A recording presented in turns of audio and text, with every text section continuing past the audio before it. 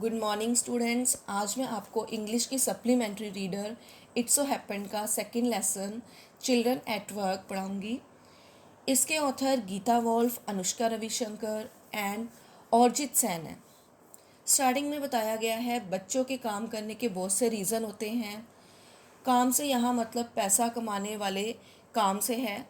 कुछ बच्चे अपने परिवार को सपोर्ट करने के लिए काम करते हैं, क्योंकि परिस्थितिवश शायद उनके परिवार में कोई और बड़ा कमाने वाला नहीं होगा, या जितनी कमाई होती होगी वो पूरी नहीं बढ़ती।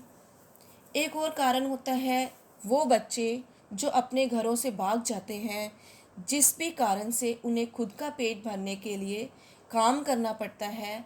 ऐसे सभी बच्चे जो काम करते हैं वो अपनी उम्र के बाकी बच्चों यानी आप लोगों की तरह पढ़ और खेल नहीं पाते। यह लेसन भी एक ऐसे ही लड़के वेलू की कहानी के बारे में है। आइए जानते हैं उसके साथ क्या हुआ। एक 11 साल का लड़का वेलू बिना टिकट के ट्रेन में चढ़ जाता है। कन्याकुमारी एक्सप्रेस जो चेन्नई जा रही थी, वो भागा घर से भागा हुआ था। ट्रेन चेन्नई सेंट्रल पर रुकी। वेलू वहाँ उतर गया और पैर अभी भी कांप रहे थे। उसके पैर जो थे वो कांप रहे थे क्योंकि वो घर से भागा हुआ था। जैसे वो अभी भी चलती ट्रेन पर सवार हो, शायद डर और थकान के कारण ऐसा हो रहा हो। तभी एक कुली ने उसे रास्ते से हटने को कहा। वो साइड हो गया और प्लेटफॉर्म की एक बेंच पर बैठ गया। अपने छोटे से बंडल को अपनी बगल में रखकर अपने जीवन के 11 सालों में इतनी भीड़ कभी नहीं देखी थी उसने।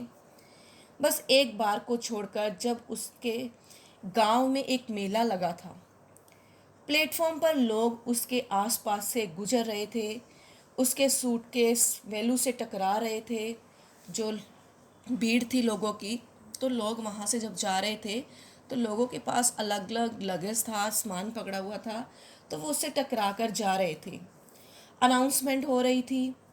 उसके पास ही लोगों का झुंड बैठा था जो छत से लटकी हुई टीवी को देख रहे थे। वेलू थका हुआ था, बेबस बैठा हुआ था। उसके पास सिर्फ मूंगफली और गुड़ के टुकड़े के सिवाय खाने को कुछ भी नहीं था। ना ही उसने ऐसा कुछ खाया था। घर से भागने के बाद पहले दिन लगभग पूरा ही वह पैदल कनूर तक चला। फिर चेन्नई वाली ट्रेन में चढ़ गया बिना टिकट के, क्योंकि पैसे नहीं थे उसके पास। किस्मत से टिकट कलेक्टर उसके अनरिजर्व डिब्बे में आया ही नहीं। लोगों का वहाँ शोर था। तभी वेलू ने कानों में एक बड़ी ही अजीब सी आवाज़, कर्कश सी आवाज़ सुनाई पड़ी उसके कानों में। ये शहर में नए हो। वेलू मुड़ा तो उसने अपनी उम्र की एक लड़की देखी। वह प्लास्टिक के गंदे कप उठाकर अपने बोरे में डाल रही थी। कबाड़ का काम जो वो करती थी छोटी एज में ही, जो कूड़ा कचरा वगैरह होता था, प्लास्टिक या पेपर्स, उन्हें वो उठाती थी। लड़की ने उससे उसका नाम पूछा और अंदाज़ा लगाते हुए पूछा, घर से भाग कर आए हो? वेलू कुछ ना बोला, क्योंकि वो अनजान लड़की को कुछ भी बताना नहीं चाहता था कि वो अपनी गरीब शराबी फादर की मार और सहन नहीं कर पा रहा था, क्योंकि वो चाहता था कि वो किसी को भी अपने बारे में कुछ ना बताए।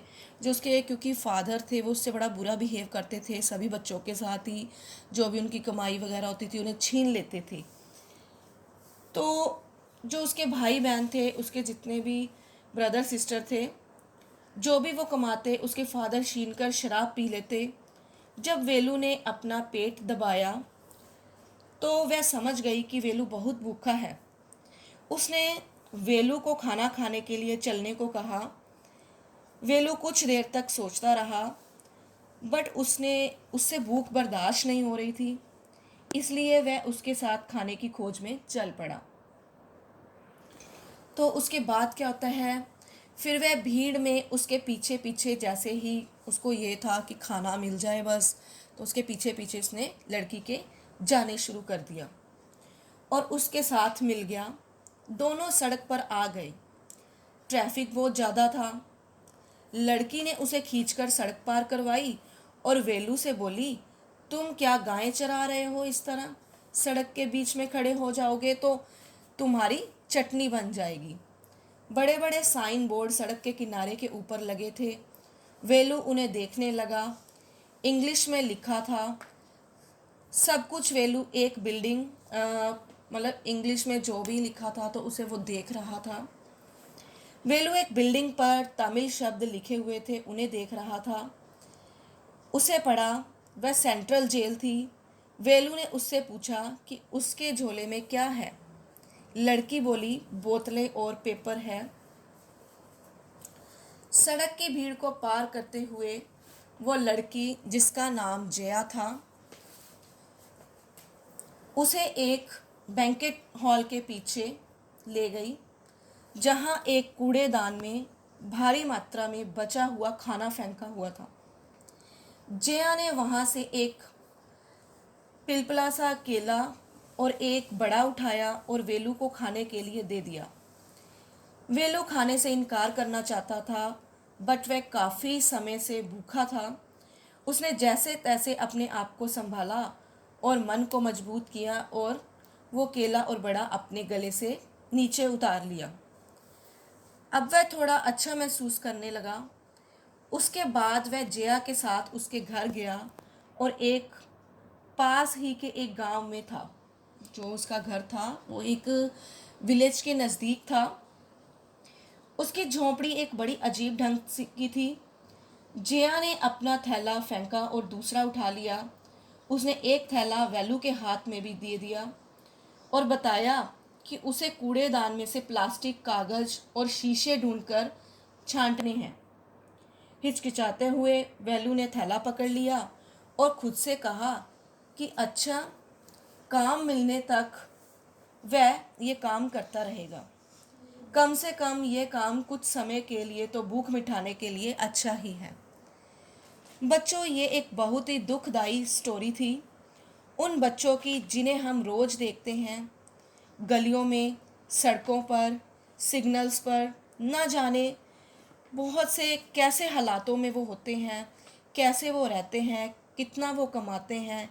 मतलब ऐसी सिचुएशन के बारे में बहुत ही ये दुखदाई एक स्टोरी है। और बच्चों, आगे से जब भी आप इन्हें देखो तो मन में दया का भाव जरूर रखना। तो ये जो स्टोरी है चिल्ड्रन एट वर्क, ये ऐसे ही बच्चे एक वेलू की कहानी थी जो बहुत ही ज़्यादा मार्मिक कहानी थी, जिसके फादर ड्रिंक करते थे और बच्चों को पीटते थे, जो उनकी कमाई थी उन्हें छीन लेते थे। तो स्टूडेंट्स, मैं उम्मीद करती हूँ कि आज ये आपको स्टोरी समझ में आई है। Thank you students.